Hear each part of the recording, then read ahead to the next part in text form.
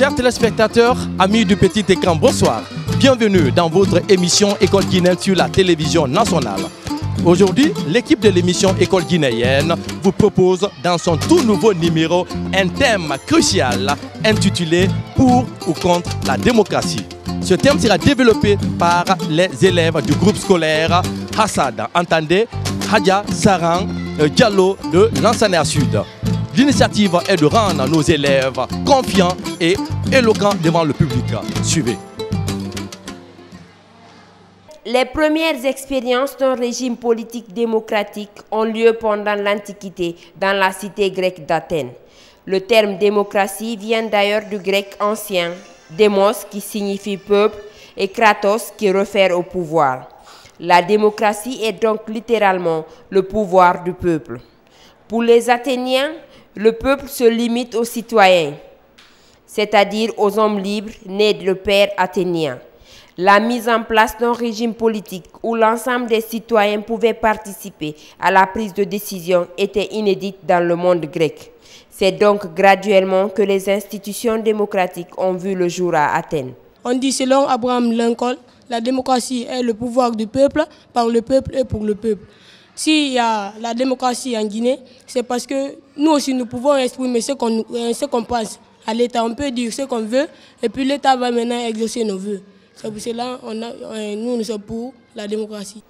Pour être dans le sillage des nouvelles technologies de l'information et de la communication, la formation et l'initiation des élèves à l'informatique dès le collège serait primordiale. Il est indéniable que l'outil informatique soit intégrante de notre vie privée et professionnelle. Aujourd'hui, l'informatique est partout une vraie épidémie, que ce soit dans les magasins, les bars, les distributeurs, en passant par les stations-service, l'école, les bibliothèques, les aéroports ou le travail. Plus rien ne fonctionne sans elle. Pour allumer l'ordinateur, on commence par l'unité centrale. Oui. Après l'unité centrale, maintenant on vient sur l'écran. L'informatique, c'est le traitement des informations de façon automatique. L'informatique nous permet de nous informer. Comme c'est le tout petit, c'est la 7e année qu'elle est là comme ça. Et comme c'est le tout petit, on commence d'abord sur Tab Touche et après Windows et ainsi de suite. C'est que le ministère a recommandé comme des heures.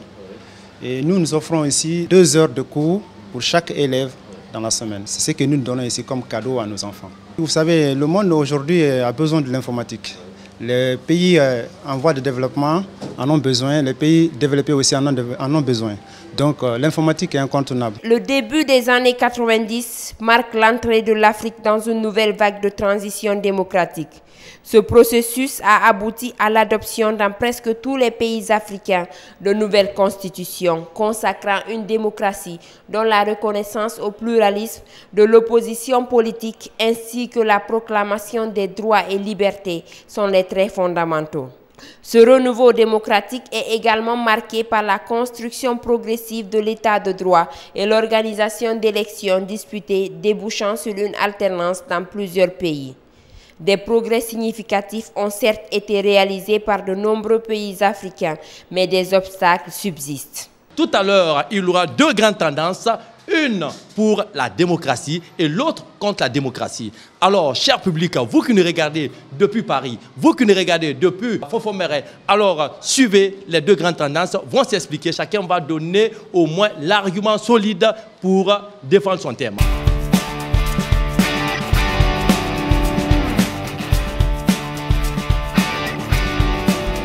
Ma présence devant vous aujourd'hui n'est rien d'autre que pour débattre sur un thème qui est la démocratie. Tout d'abord, j'aimerais remercier la présence de la RTG aujourd'hui qui est là pour participer à cet événement, l'émission École guinéenne. Et je remercie aussi la fondation de l'établissement qui continue à se battre pour la formation des élèves de cet établissement. Introduction de la démocratie. La démocratie a vu jour en 1990 lors de la conférence de Bâle tenue par le président français François Mitterrand lors de la conférence de Bâle en 1990. La démocratie en 1990 lors de la conférence de Bâle par François Mitterrand. La démocratie vient du grec démos qui signifie peuple et kratos qui signifie pouvoir. Non, la démocratie est le pouvoir du peuple. Selon Abraham Lincoln, la démocratie est le pouvoir du peuple par le peuple et pour le peuple. Ce qui signifie que le pouvoir, c'est le peuple qui choisit ses dirigeants. Et le pouvoir est maintenu par le peuple et c'est le peuple qui choisit qui met à la tête du pouvoir. Après, nous avons les principes de la démocratie. Selon Abraham Lincoln, dans les principes de la démocratie, nous avons le multipartisme. Le multipartisme qui est aussi la pluralité de plusieurs partis politiques. Ils ont dit lors de la conférence de Bâle qu'il y aura désormais plusieurs partis politiques qui vont faire les élections et le peuple va départager pour choisir maintenant son dirigeant. Après, nous avons la séparation des pouvoirs. Nous avons le pouvoir législatif, le pouvoir exécutif et le pouvoir judiciaire. Nous avons le respect des droits de l'homme. Le respect des droits de l'homme qui signifie que le peuple doit respecter les droits et devoirs de l'homme. Ce qui veut dire qu'il y aura la liberté d'opinion, la liberté de presse et la liberté d'expression.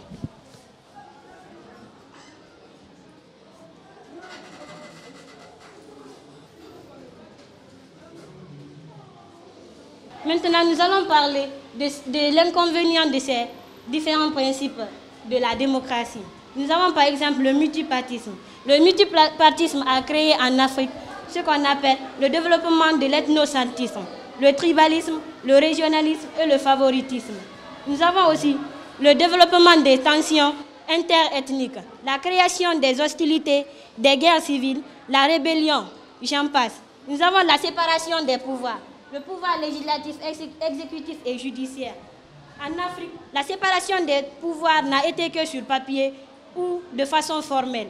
Nous avons la mauvaise gouvernance, la corruption et le détournement public. Le respect des droits de l'homme. En Afrique, nous constatons qu'il n'y a pas la liberté de presse. Nous assistons toujours à la disparition des journalistes. Nous avons des élections libres et transparentes. Ne se déroulent pas ou ne finissent pas sans qu'il y ait la confrontation entre les différents partis politiques. Et aussi, il y a l'influence de la communauté sur les électeurs. Nous sommes contre la démocratie parce que nous constatons que les principes de la démocratie ne sont pas bien appliqués en Afrique.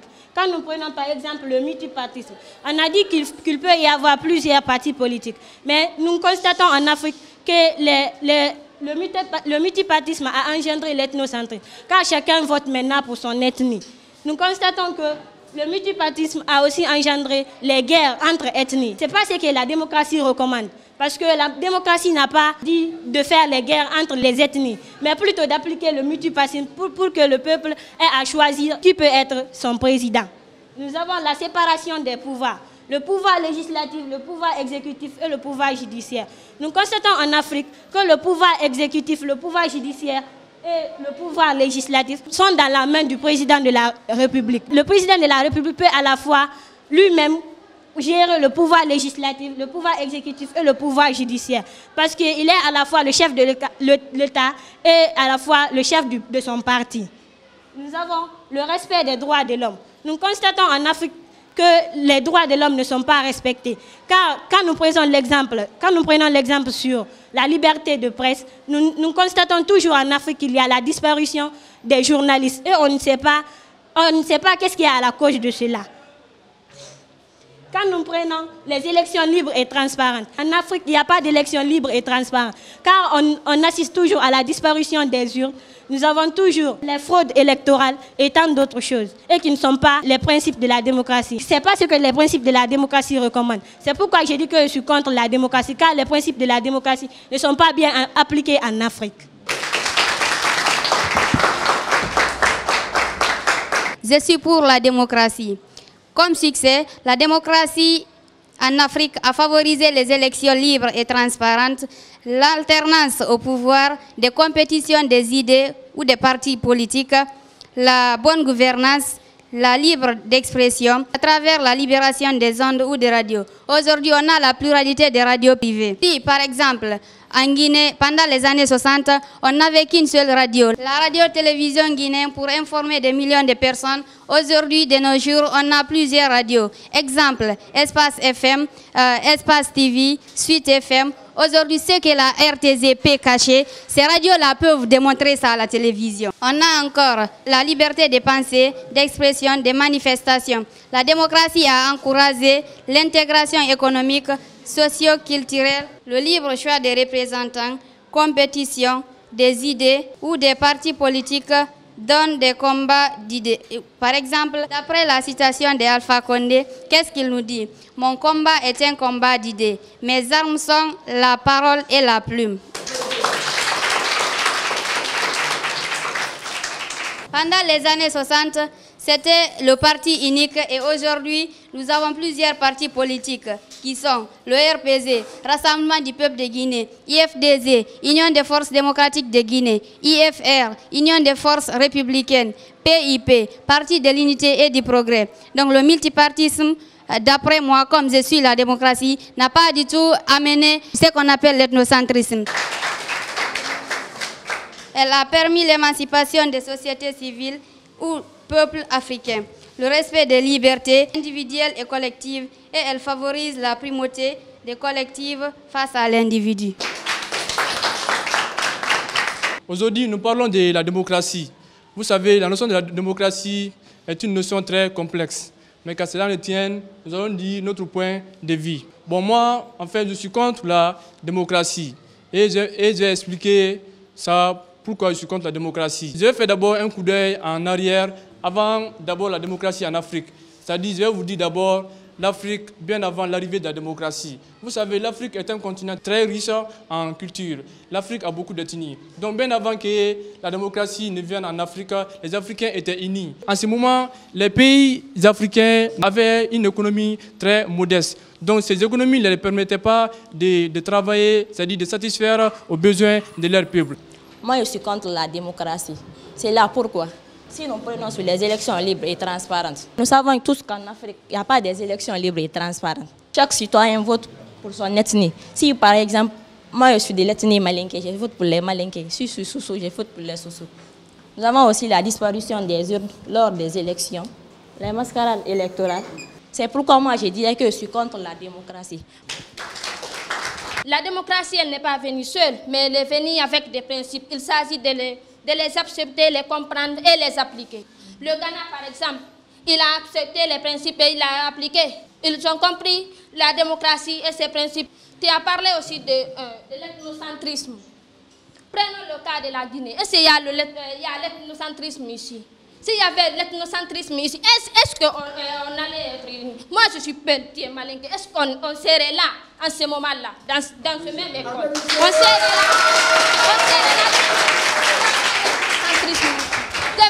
Je vais répéter, il n'y a pas l'ethnocentrisme.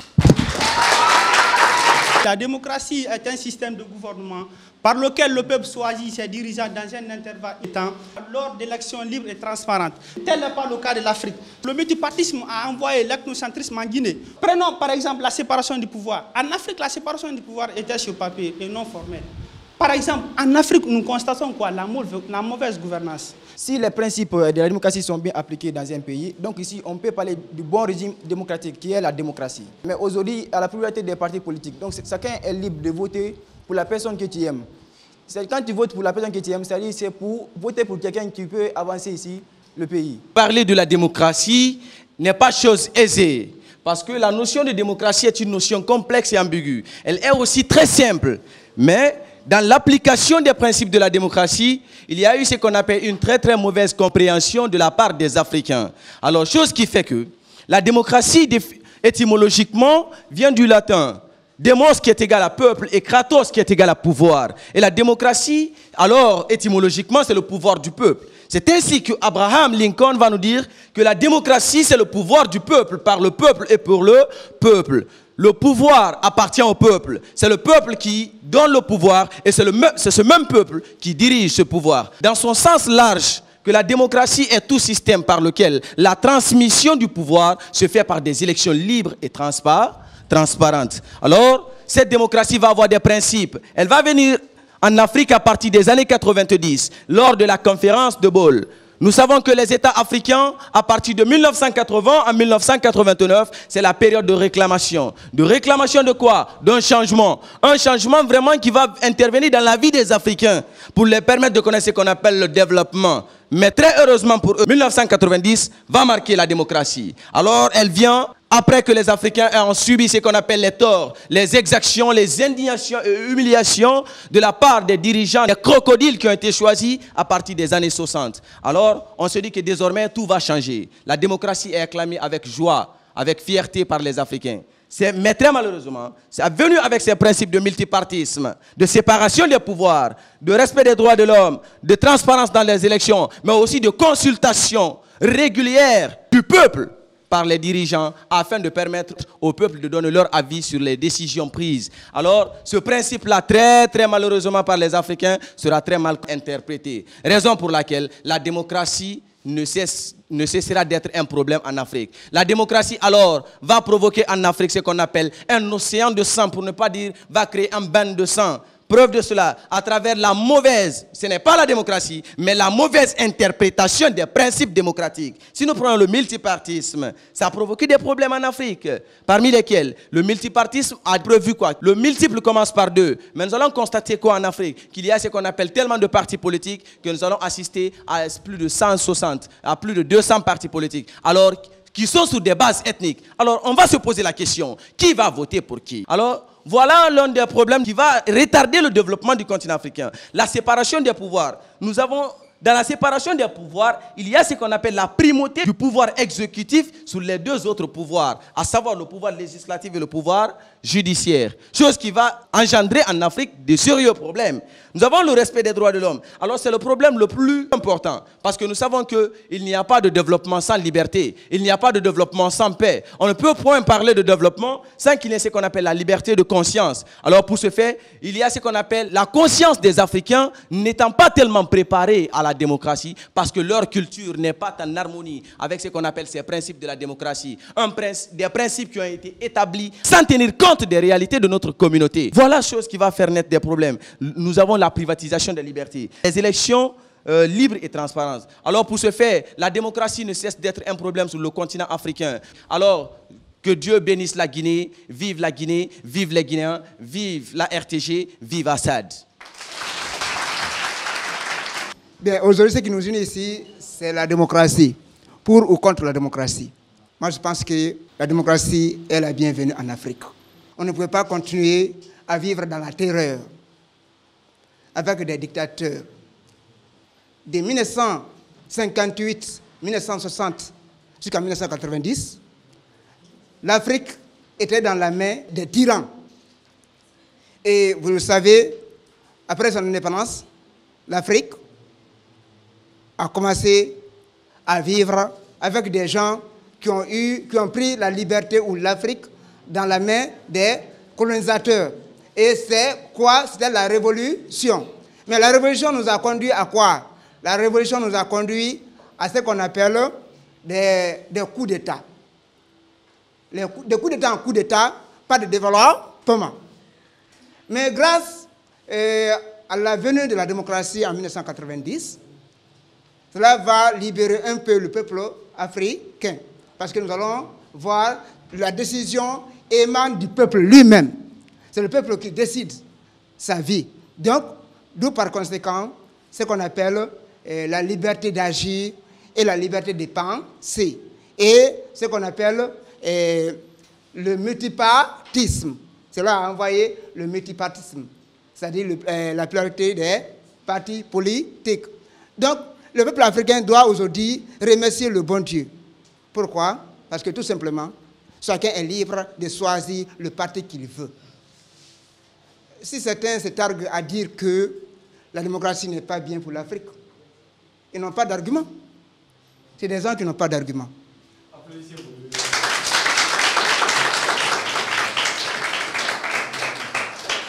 On me parle d'ethnocentrisme, on parle de conflits. Il n'y a pas de conflit sur les Blancs.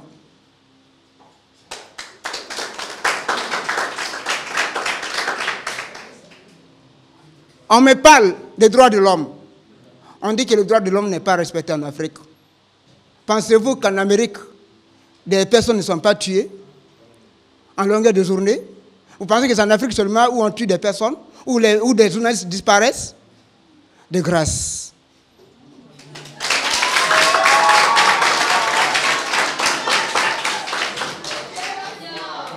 On me dit que la séparation des pouvoirs n'est pas une réalité. Mes frères, ceux qui disent que la séparation des pouvoirs n'est pas une réalité se trompent. Ils n'ont pas d'argument. En Afrique, les pouvoirs sont bien séparés. C'est la raison pour laquelle on a aujourd'hui, chez nous, proprement en Guinée, un pouvoir exécutif qui est détenu par le président de la République, le professeur Alpha Condé. Applaudissez pour lui.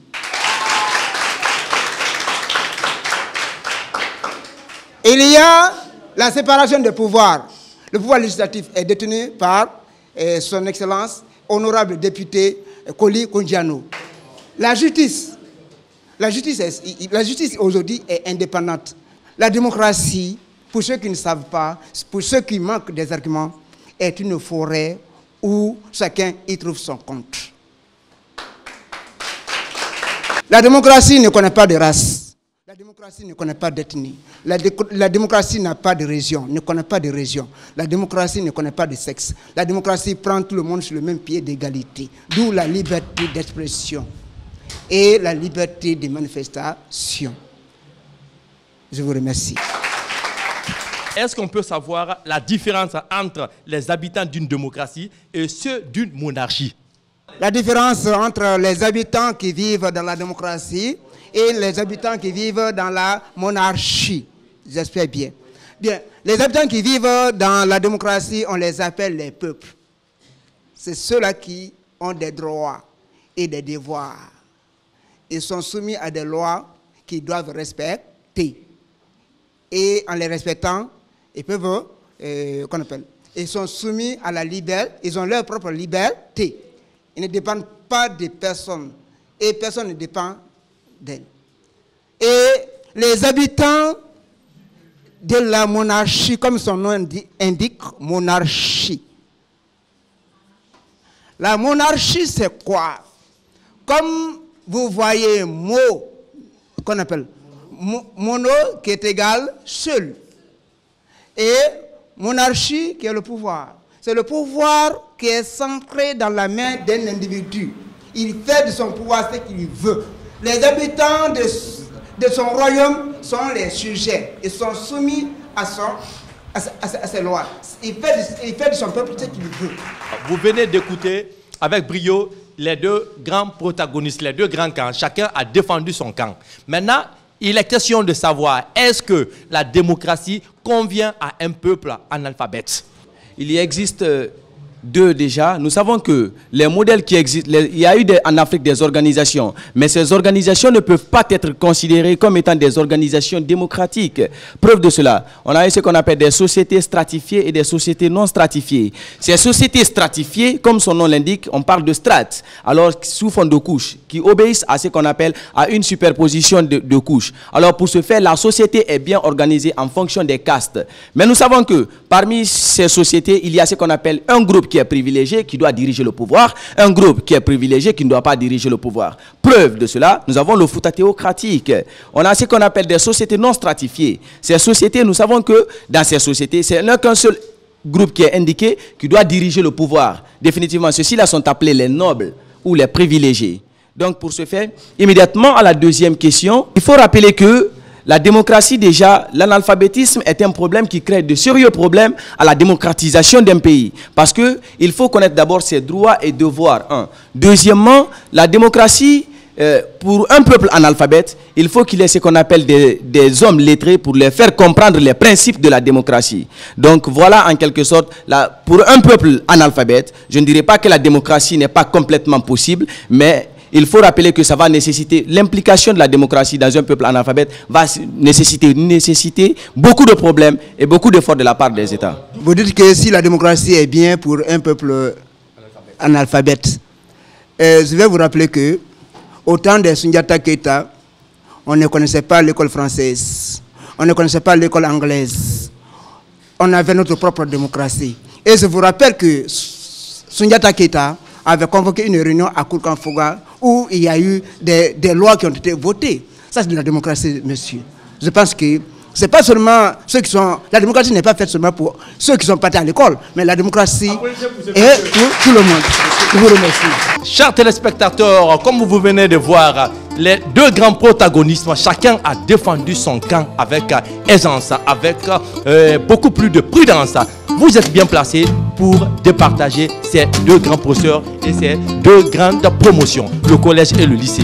Alors, tout le plaisir a été pour moi de vous servir où que vous soyez dans le monde. Merci, à la prochaine. Vive l'émission École guinéenne, que vive la Guinée. Merci.